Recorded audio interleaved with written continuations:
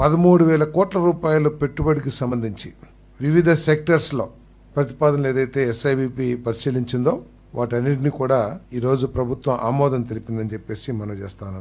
దాంట్లో Deccan fine chemicals private limited 1,560 కోట్ల రూపాయల పెట్టుబడితో 1,800 మందికి ఉద్యోగ అవకాశాలు.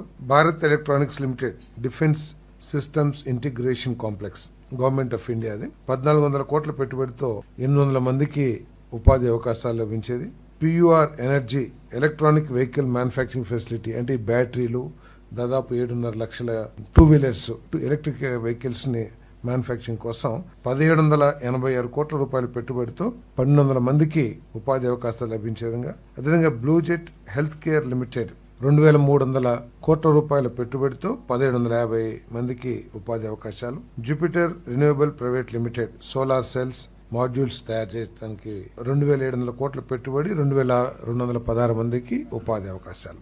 దీంతో పాటు Mohan Spintex India limited ATC tyres అని 2 యూనిట్స్ ఉన్నాయి.